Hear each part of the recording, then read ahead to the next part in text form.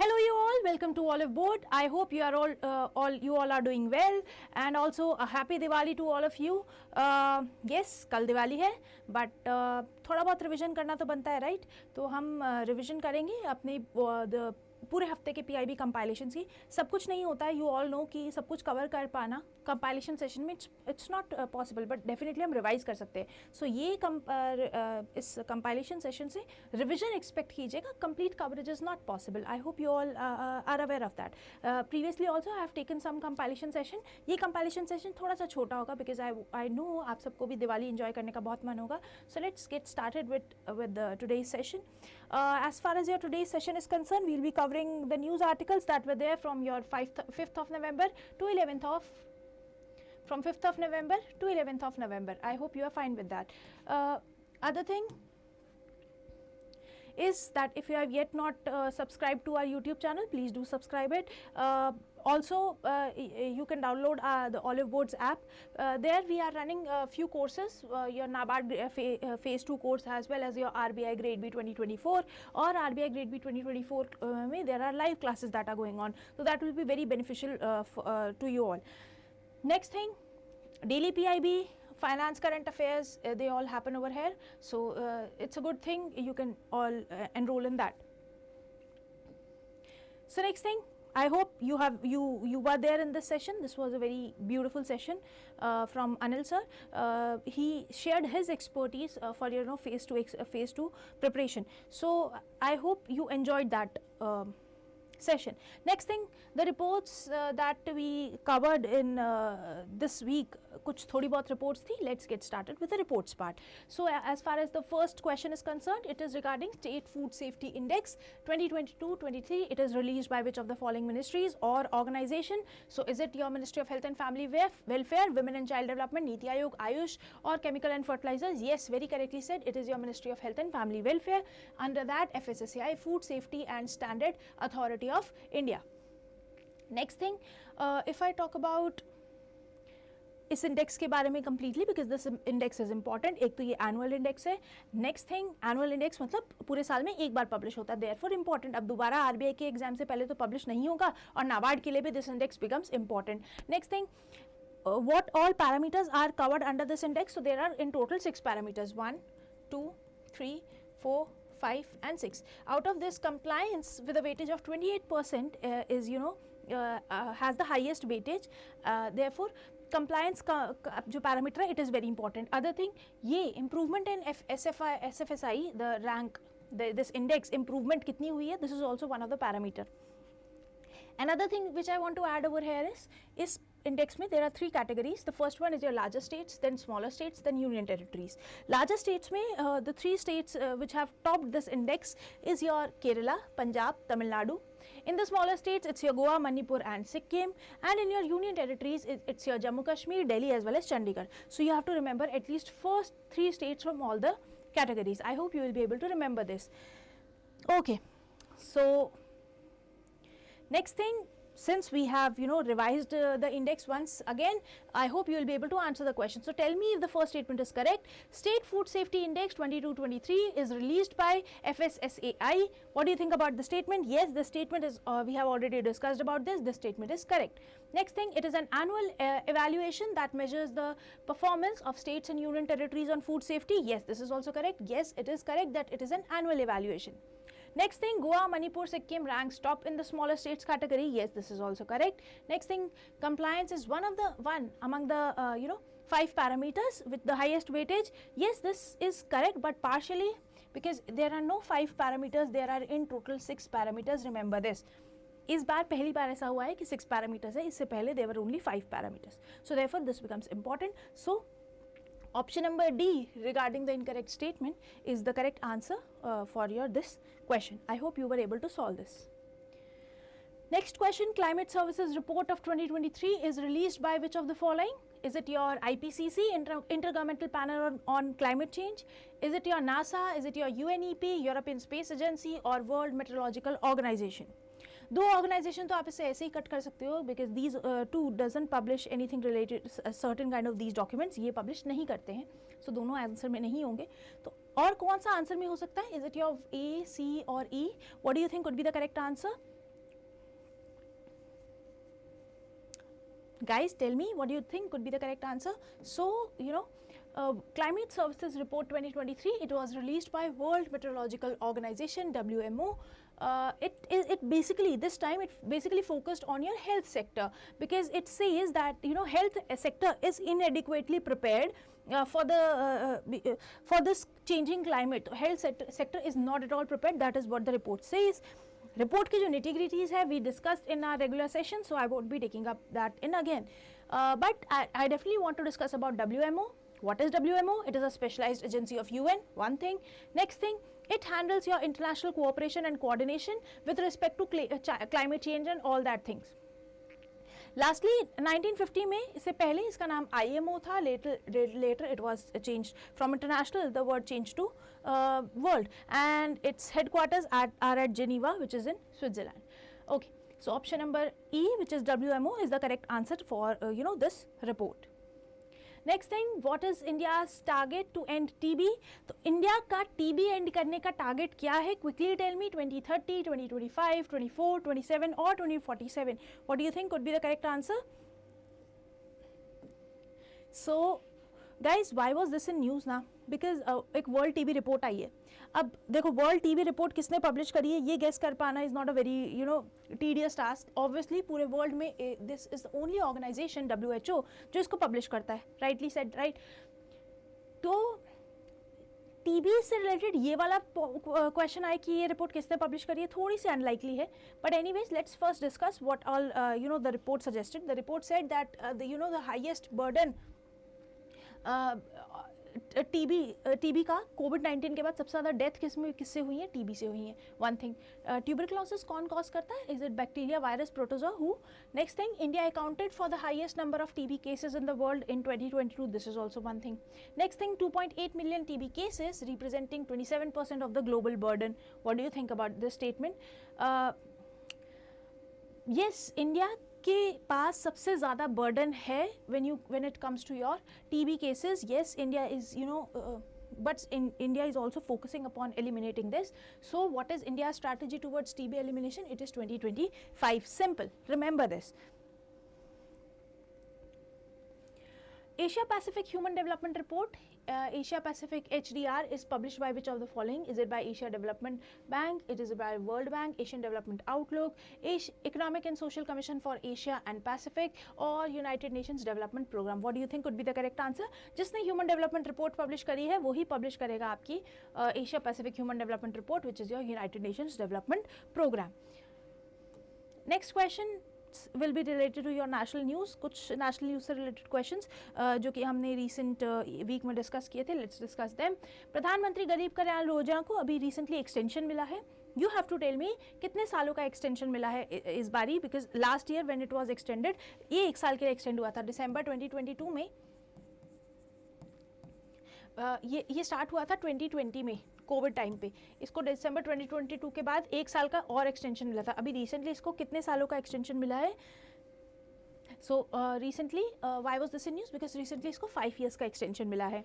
सबसे पहले कब लॉन्च हुई थी? 2020 में, दिसंबर 2022 में इसको ये इनिशियली एक्सपायर होनी थी, फिर इसको 1 year का एक्सटेंशन मिला. अभी और भी ज़्यादा का एक्सटेंशन मिला है. Another thing, ministry of finance इसकी नोडल मिनिस्ट्री है, बिकॉज ऑब्वियसली पैसा तो वहीं से आ रहा है. बट ये स्कीम को इम्प्लीमेंट रन कौन कर रहा है? बिकॉज ऑब्वियसली हम FCI, food corporation of India है, जो कि राशन कलेक्ट करती है फ्रॉम वेरियस फार्मर्स. तो इसलिए फूड कॉर्पोरेशन ऑफ इंडिया ही है, which is under your ministry of consumer affairs and food public distribution, which is running this initiative or yojana, whatever you can say. Next thing, in January 2023, Pradhan Mantri Garib Kalyan Yojana was integrated with NFSA. NFSA is National Food Safety Security Act. So what is NFSA? Basically इसमें 5 kg का ration, 5 kg तक का ration will be provided for each eligible households. Next thing, 5 kg household के लिए per member per family, वो वाले बात. I hope you know that. Next thing, which of the following statements is or are correct regarding NCCF, National Cooperative Consumer Federation? So it is registered under Essential Commodities Act. It functions under Ministry of Cooperations, and it cooperation कर लेना. It is headquartered in New Delhi. What do you think could be the correct answer? Okay, let's see why are we discussing this news. वैसे मैंने regular classes में भी discuss करी है. तो basically to combat food inflation, recently Bharat Atta initiative is being launched. इसमें Bharat brand का आटा will be distributed among various people. और किसके थ्रू डिस्ट्रीब्यूट करेंगे? तो रिटेल आउटलेट्स जैसे कि केंद्रीय भंडार हो गया, नाफेड हो गया, national agriculture cooperative market federation of India, national cooperative consumer federation, इन सब के थ्रू रिटेल आउटलेट्स ओपन की जाएंगी where this ration will be distributed. One thing. Next thing, target क्या है? We want to offload approximately 101.5 lakh tons of wheat during this period. It will ensure that it doesn't cost more than 27 rupees per kilogram, and the government has allocated 2.5 lakh tons of wheat, जो कि FCI के पास जो कि हमारे पास already पड़ा था और वो वैसे भी वेस्ट हो जाता. तो गवर्नमेंट ने कहा why not control the prices, because आपको पता है the price of this wheat has recently skyrocketed और nearly about ये आपके जो wheat के prices है 40-50 रुपीज़ तक टच करते हैं. So to control that, government has taken this initiative. So first statement, Essential Commodities Act, this is wrong. Why? Because ये दोनों ही ऑर्गेनाइजेशन, चाहे आपकी नाफेड हो चाहे NCCF हो, ये इस एक्ट में they are being registered under multi state cooperative society act 2002. वैसे भी मैक्सिमम आपकी जो कोऑपरेटिव सोसाइटीज़ हैं या तो वो इस स्टेट या तो किसी स्टेट कोऑपरेटिव एक्ट में रजिस्टर्ड होती है, नेशनल में होती है या मल्टी स्टेट में होती है. So please take a note of this. Next thing, ministry कौन सी है? Consumer affairs, food and public distribution. And yes, option number 3 is correct, which is in it's in Delhi. Next question is regarding National Efficient Cooking Program. NECP is an initiative of which of the following? Tell me, is it the initiative of EESL, is it the initiative of BEE or MOEFCC, or is it the initiative of Niti Aayog? What do you think could be the correct answer? So recently Energy Efficiency Services Limited launched 2 programs.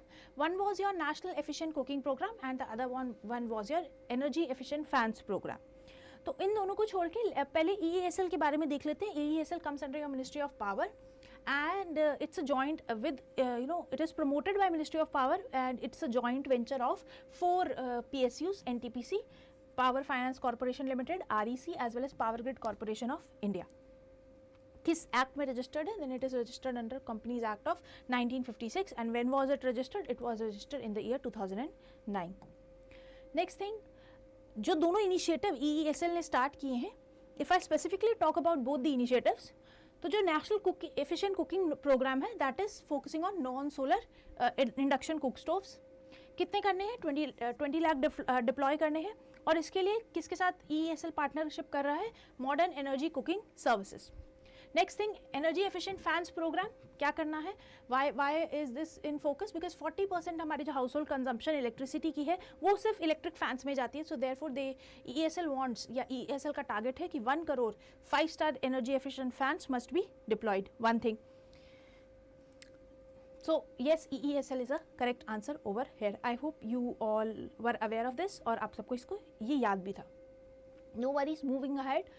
You have to tell me which of the following statement is incorrect. जब class में हमने discuss किया था, हमने ये subjective perspective से discuss किया था, but this is an objective question which I used over there as well. तो जब हमने क्लास में डिस्कस किया था, बेसिकली हम इसको डिजिटल रूरल MSMEs के लिए डिजिटाइजेशन बहुत इंपॉर्टेंट है, उस पॉइंट ऑफ व्यू से डिस्कस किया था. Here, just the question, tell me, Bhashini platform, is it related to National Language Translation Mission? Yes, this is correct. Udyam portal offers registration for MSME with nominal नहीं होगा, यहाँ no होगा because कोई registration fees नहीं लगती है. So correct option over here is this. And Vani, PM Vani is definitely related to providing affordable Wi-Fi services. And Pradhan Mantri Gramin Digital Saksharta Abhiyan, basically नाम से ही समझ में आ रहा है, they want कि rural households, ग्रामीण means rural households को literacy दी जाए. किस लिए? स्पेशली डिजिटाइजेशन की तरफ they must be provided with literacy. For that this was in news.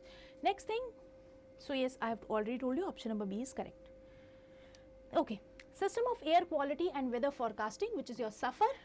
ये किसका इनिशिएटिव है, किस मिनिस्ट्री के अंदर आता है? बेसिकली क्या करता है, आज से लेकर नेक्स्ट 3 days तक का वेदर फॉरकास्टिंग करता है, सो दैट पता चले कि what will be the air quality for the next 3 years. So could you please tell me what could be the correct ministry regarding this? So the correct ministry for this is your ministry of earth sciences. किसने implement किया था, ये कौन implement करा था? It is your IITM Pune with your Indian meteorological department.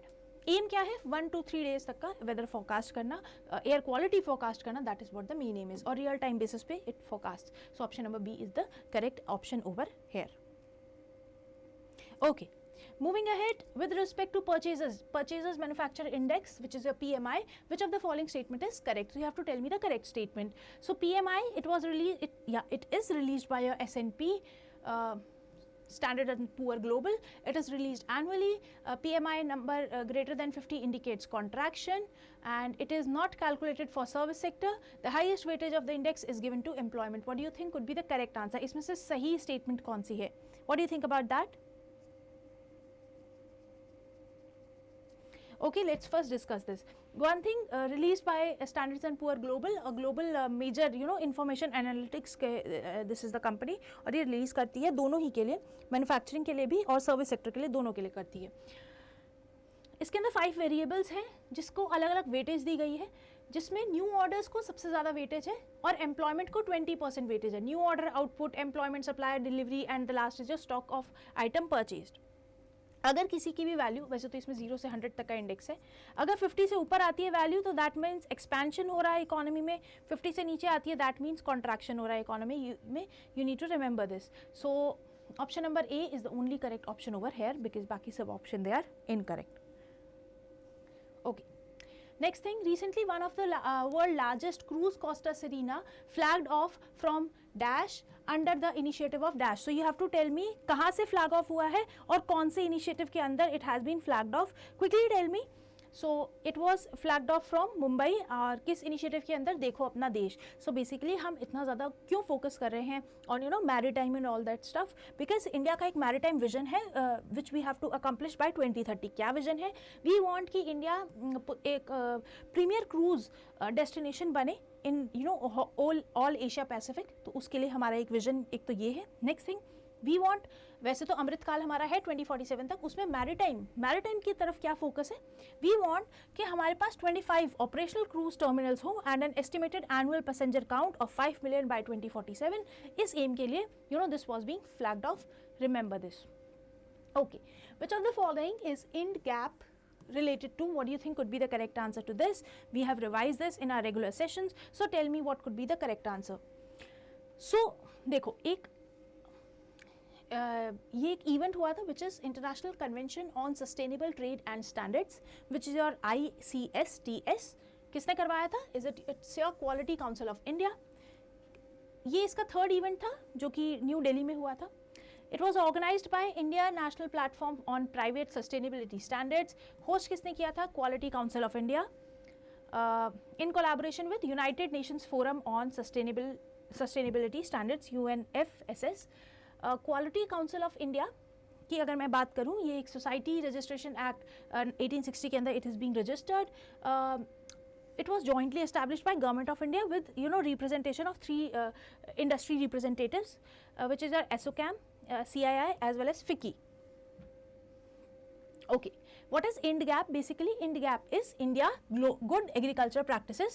तो basically जो agriculture practices India follow करता है उसको वो standards it is being in your INDGAP.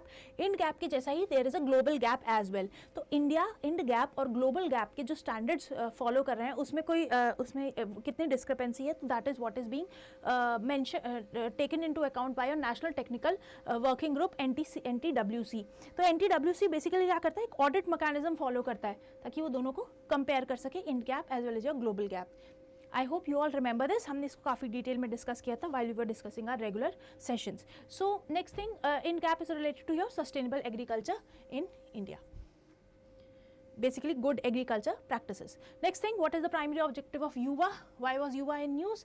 Is it due to wildlife conservation efforts, for some traditional farming techniques, or to prepare young people for some work related thing, or fostering international trade agreements, or to advocate global health initiative? What do you think could be the correct answer?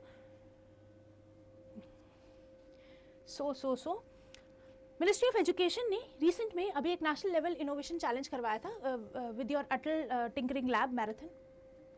ATL marathon जो है आपका अटल innovation mission के अंदर आता है. Atal innovation mission is by your NITI Aayog. तो वो जो ये जो मैराथन है रिसेंट में ये जो चैलेंज हुआ है इसका थीम क्या है? India 75th Republic day. इसमें कौन कौन सी प्रॉब्लम्स को फीचर किया गया है? Various problems, you can just have a look at them.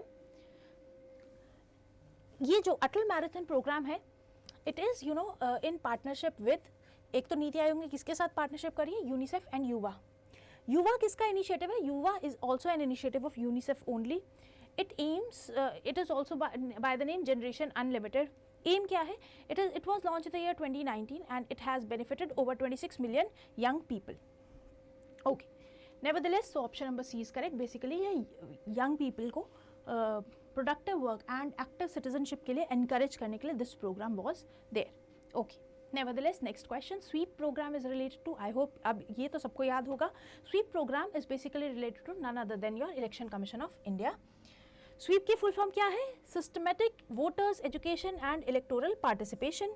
They basically aim for greater participation for a stronger democracy.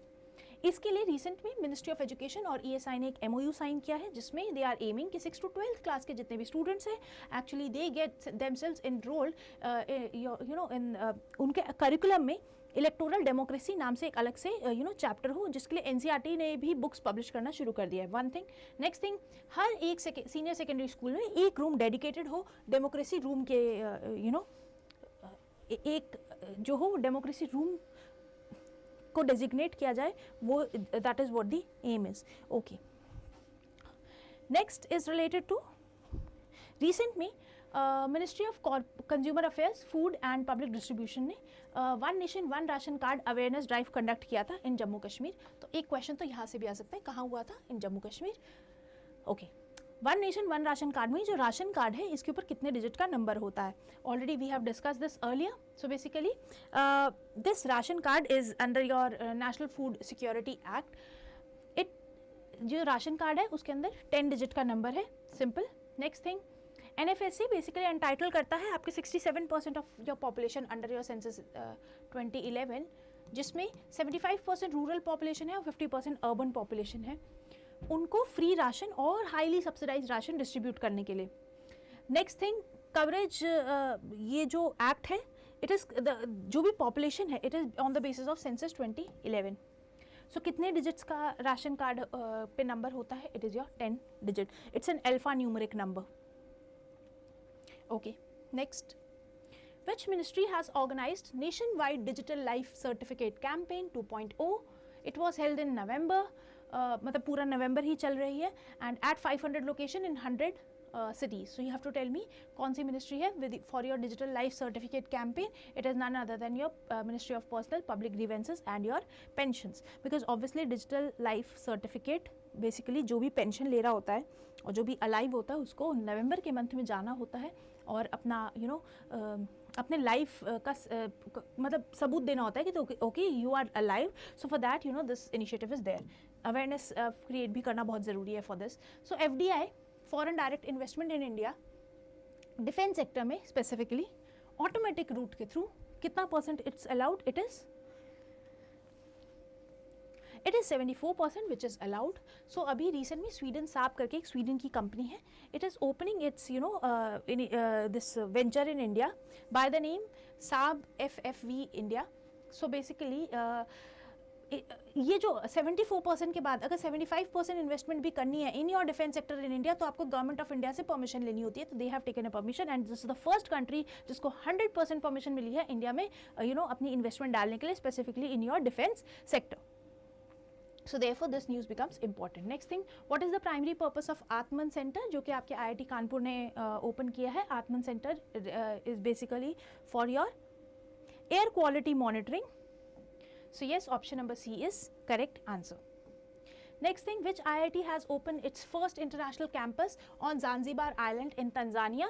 So basically this is none other than your IIT Madras. यहाँ पे not only Tanzanian citizens will be there but also people from Nepal and India would go and enroll themselves. इसमें 40% जो pre-presentation है that will be from your women community.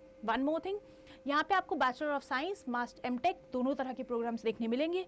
and that too in focus will be on data science as well as artificial intelligence, because wahi new age technology hai which is which will remain relevant for the time to come. Next thing, APIDA, which is our Agriculture and Processed Food Products Export Development Authority, it has inked an MOU. So ये MOU किसके साथ sign किया है? लुलु hypermarket LLC. Basically किस लिए sign किया है? Brand India को प्रमोट करने के लिए, make in India initiative, brand India को प्रमोट करने के लिए. कब साइन हुआ था? It was signed when world India food was being happening.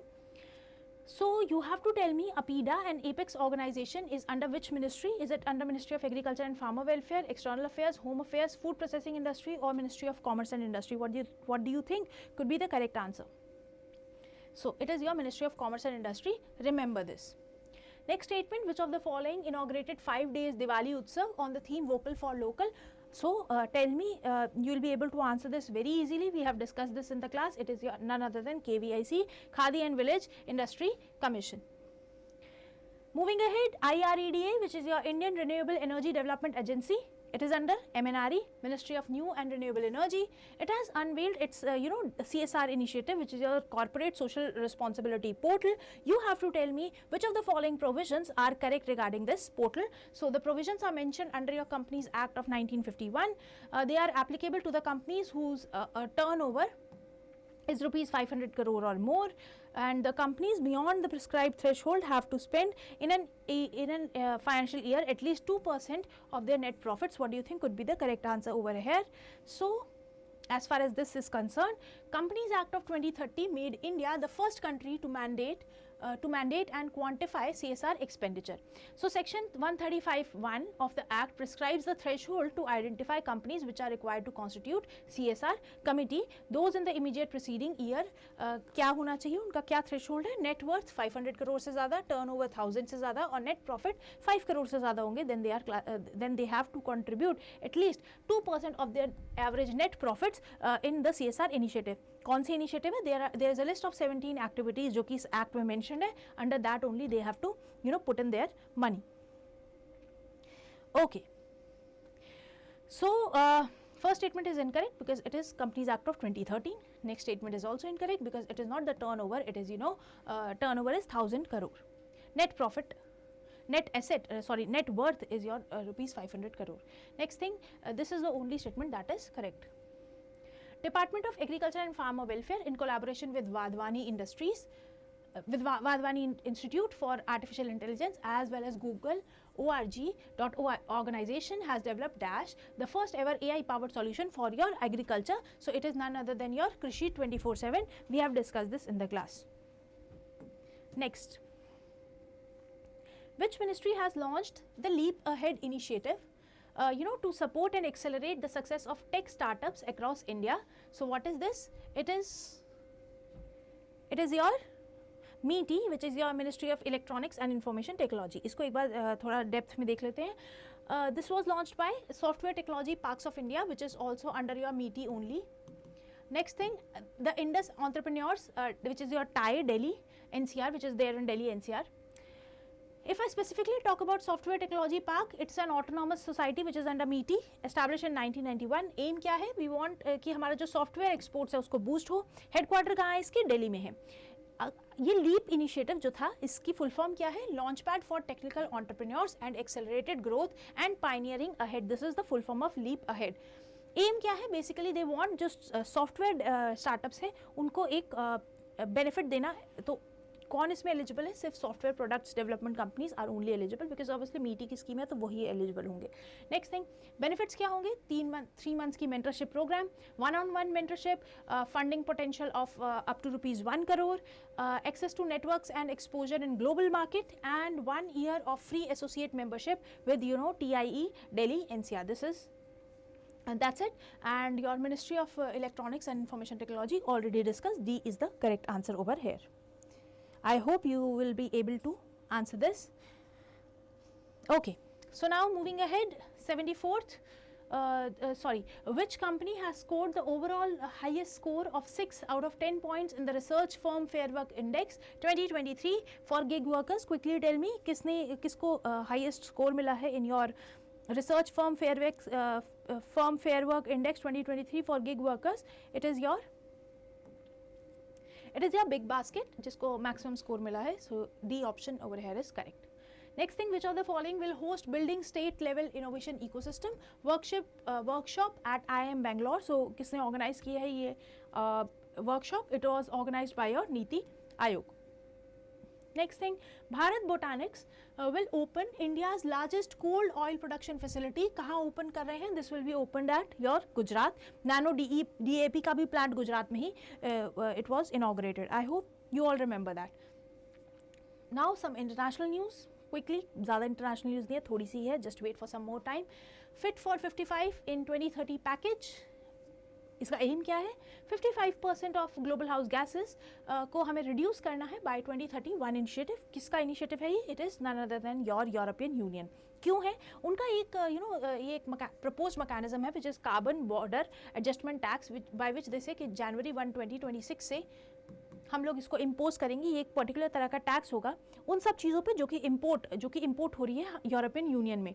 उनसे उनको एक सर्टिफिकेट इशू करवाना होगा for how much carbon are they emitting while they are producing that product. So for that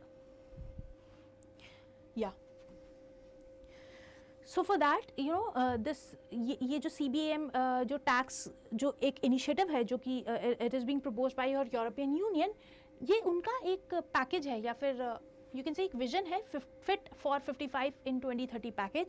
So उसके अंदर this is being initiative has been taken. Next thing, which country, you have to tell me the country which is set to host World Telecommunication Standardization Assembly in 2024 for 5G and 6G advancements. So which of the following country is the correct answer over here? So India is the correct option over here. Moving ahead, Energy Transition Dialogues TETD, a 3-day event organized by Global Energy Alliance for People and Planet, which is your GEAPP and dash. You have to tell me is dash में क्या आएगा. Concluded with the release of a blueprint of people positive energy transition, which basically focus on sustainable energy transition होना चाहिए. That is what the main focus is. You have to tell me which of the following organization is there. So yes, Observer Research Foundation, which is option number B, is the correct answer over here. तो किसने किया है? Energy Transition Dialogues 3 दिन का dialogue था. किसने organise किया? Global Energy Alliance for People and Planet and your Observer Research Foundation. Remember this. Next question, which country became the 95th member of by joining International Solar Alliance? It is none other than your, yes, option number D is correct. Very good, Chile is the right answer. Okay, next question, Ministry of Tourism in collaboration with various stakeholders including travel operators and state tourism departments participated in the prestigious World Travel Market, which was held in, when was this held? It was held in London. We have already discussed this in our previous sessions. So by that, all the news articles which we covered in this very week, I have covered them all via compilation. Definitely यहाँ पे सब कुछ नहीं था because everyday classes cannot be replaced by these compilations or the marathon sessions. So I hope you like the video. If you like it, then do like, share and subscribe. Also आप अपने friends के साथ भी इसको share कर सकते हैं. And happy Diwali at the end. I hope you like the lecture. Thank you and have a nice day.